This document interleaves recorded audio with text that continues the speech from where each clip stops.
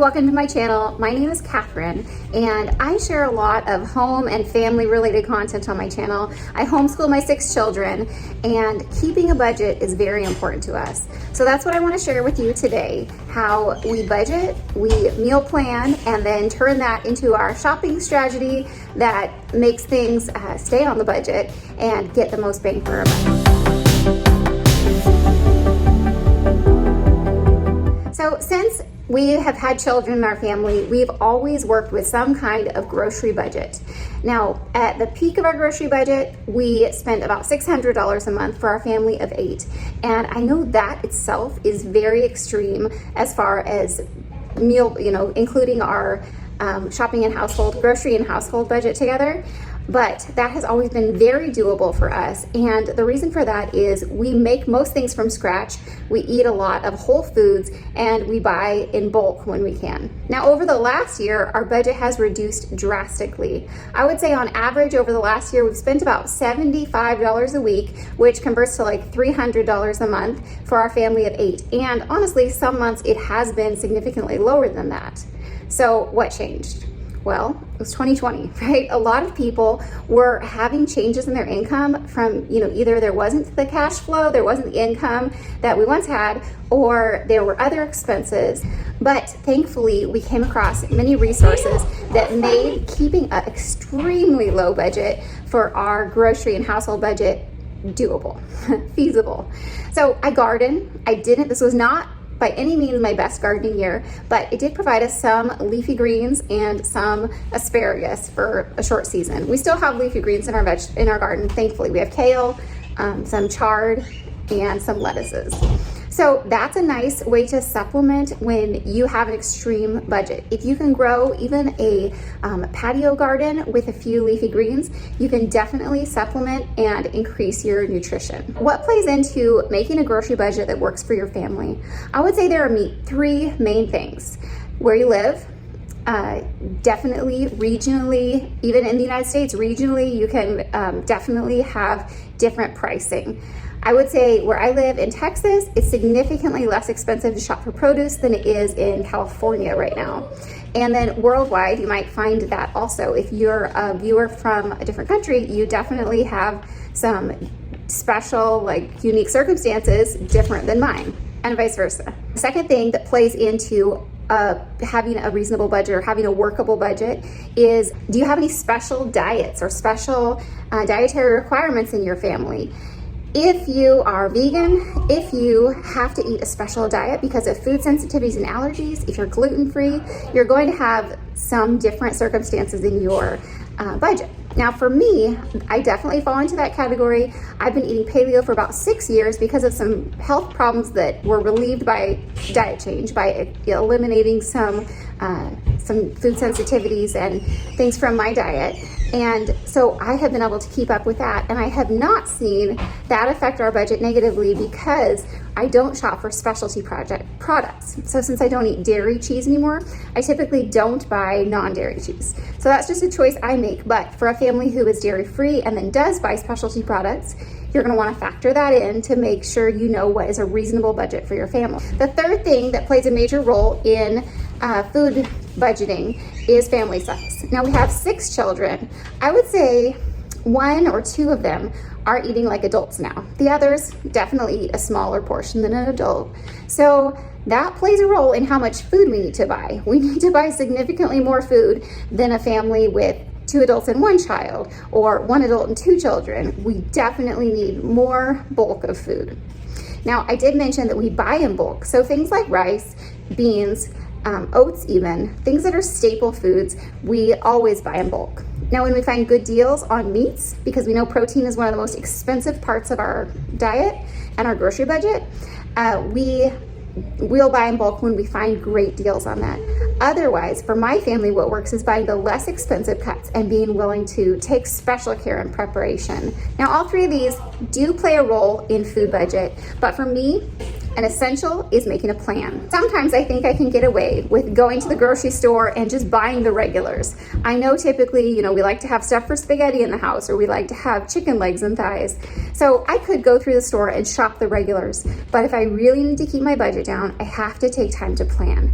This usually means creating a menu plan and then off of that, making a plan specific to what I need to buy for that week. That way I am not buying the extras that are not gonna do me any good that week, but are gonna pull more out of my budget. So let's turn the camera around for a minute, and I want to show you how I go through and translate my regular meal rotation plan, which I have on my, in my Google Docs. I keep my regular 4-week menu rotation. I put that into a plan every week that is going to be the practical working menu for my household that week. So let's take a look at that. I start by transferring the week's menus that we're actually going to eat onto my menu plan along with the sides that we're going to have with it. Now you'll see we're having a pretty rice heavy week, and we make a couple different rices, a steamed rice, a seasoned like Mexican style rice, and sometimes fried rice. My kids love rice, my husband loves rice. I do not eat rice because I'm grain-free, so I typically make a little bit extra veggies along with the side, and the kids are also welcome to extra veggies. So this is what we'll be having this week. We're having a pork meal, a ground turkey meal, 2 chicken meals, 3 chicken meals, and then on the weekend we will have a vegetarian meal, bean tostadas or veggie soup.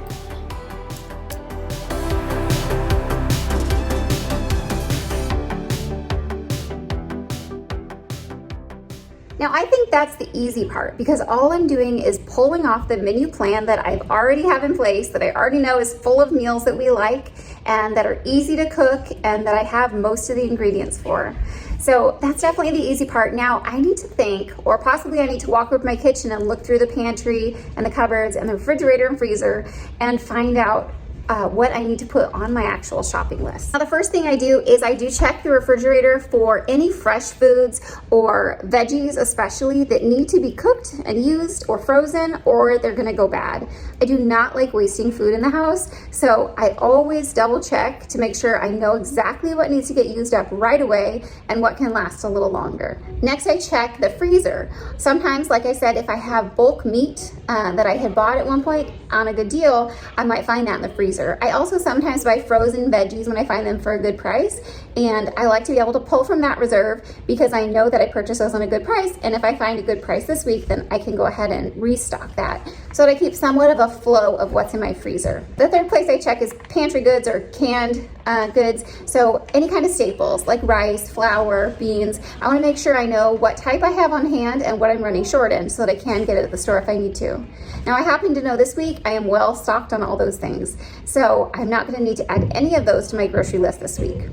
All right, now let's go ahead and try and write down a list. I'm going to go eat meal by meal and think of the things that I do not have on hand that I need for them. I start out by making categories on my shopping list. This always helps me when I'm actually shopping so that I don't miss things when I'm in that section of the store.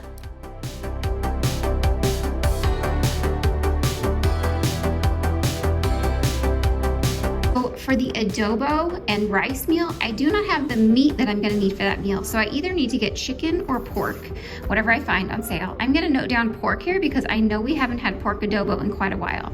Now I do have broccoli in my fridge that needs to be used right away, and that's one of the reasons I put that meal on Monday. And we do have rice. Now for unstuffed cabbage roll bowl, this is like a 1 skillet kind of dish that we eat over rice. So I know I have the rice, I have ground turkey, which is the meat we use in that. I have the sauce we use in that. So I think for this meal, I don't need to get anything else. I'm gonna use shredded cabbage, shredded carrots, and then celery and some other veggies. This is one of those, whatever you have on hand, veggie-wise, you can just throw it in. Definitely onions will make that dish delicious. Now chicken tinga, I need to get chicken, so I need a 10-pound bag of legs and thighs.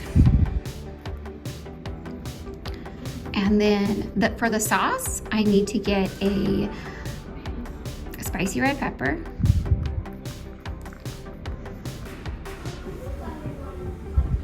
And it's called chipotle.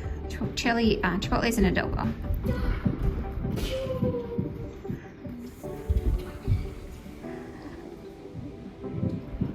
All right, and then because I'm using ground turkey in this meal from my freezer, I am going to add that to the list. I think I want at least 2 ground turkey. And sometimes that is a great deal at my store, so if it is, I might grab a couple extra to stock up. Now, to estimate my meals, I'm gonna say $7 here, $5 for that meat. This is about $2, $1, and this, if I do get 3, or if I do get 2 of those ground turkeys, I could spend about $3, 2 pounds of ground turkey, about $3.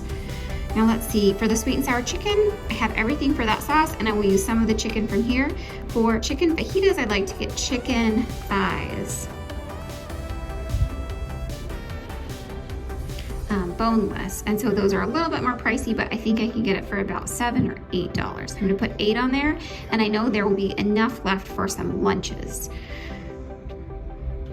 All right, I think that's all we need for our meals. Now, as I was writing those things down, I did mention that for sure one meal will make leftovers. And I always want to get as much use as I can of the time I spend cooking. So a big time saver is to make a few extra servings or even double the recipe so that you can put away some lunch meal preps or some just leftovers for a lunch during the day. Some people plan one day a week that is the leftover day, but honestly, if you've seen the movie Crudes, where the family is, scavenging for food and they hunt this bird and they all eat it, and the guy says, "Are you gonna have leftovers, or are you gonna save some for leftovers?" And they say, "What are leftovers?"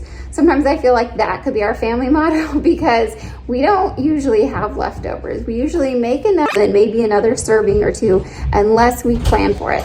But it's definitely worth planning for, because it is a big time saver. To do leftovers for lunch preps effectively, one good way, if you're following a recipe, is pay attention to the number of servings in a recipe. If it says the recipe serves 6 and you have a family of 3, you know you're gonna have some leftovers. But if the recipe is supposed to serve 4 and you have a family of 8, you're gonna need to go beyond doubling the recipe if you expect to have any kind of leftovers. So take that into consideration. After I spent some time looking in my pantry for the things that I have on hand, I realized that I definitely need oatmeal. That's a favorite for breakfast, and we also make some things with that. Secondly, I think I'm going to get chips. I wanna get some tortilla chips this week. I know it's a snack my kids enjoy, and I just made a fresh salsa, and that's such an easy and delicious snack for my kids. It's full of tomatoes, onion, and garlic, and those are really healthy, so I consider having that along with chips is a pretty good snack for an afternoon or something like that. As far as cooking, I know that I am running low on coconut oil. I am not exactly low, but I'm getting there with olive oil. So that's something I will look for. If I see a good price, I'll buy it. If not, then I won't. And also Kerrygold butter is an absolute favorite in this house. And we're talking about extreme budgeting, and I buy an expensive butter. Well, that's well worth it for me, because like I said, I'm dairy free, I eat paleo, and this is a grass-fed butter that I can tolerate. And so it is kind of a staple. But if that wasn't available, I would use coconut oil in its place, and I can get that for very affordable. Actually, the Dollar Tree carries a brand called Butcher Boy, and it is a refined coconut oil. It's great for cooking. So that is definitely something that I keep in mind, and I use that resource sometimes. As far as household, my husband had mentioned that we needed to fill our propane tank for the grill. We sometimes do charcoal, we sometimes do propane, but for us right now, propane grilling is a little bit more economical, and we do have ribs in our freezer that he's gonna grill this weekend. So before this menu plan comes into play, he'll be making ribs. And we also need to fill our water bottles. That our situation is right now filling 5-gallon bottles and using a water dispenser, and that's the best way that we can get good quality water for our family. So that's very important, and that does come out of our grocery budget. To give you just a little bit of a simple overview for what menu planning and shopping and keeping our meal budget or our grocery budget in check looks like for my family. So I feel like I've been doing this for many years, and the system that works for me is making it simple. I don't scour Pinterest. I go with what I know we love and occasionally I will add in a new recipe to the rotation, but it's by no means a weekly or even a monthly thing. We just stick to what we know we like, what we know fits in our budget, and I really enjoy cooking, so this keeps meal times simple and enjoyable for the whole family. All right, well, thank you so much for watching. If you haven't subscribed to my channel, please subscribe. I'll be sharing a lot more large family budgeting tips, and this can definitely apply to any size of family, whether you homeschool or not, whether you have children or not. I want to share from our experience and our year of extreme budgeting, the tips that have worked very well for us. So thanks so much. I will see you in the next one. Bye.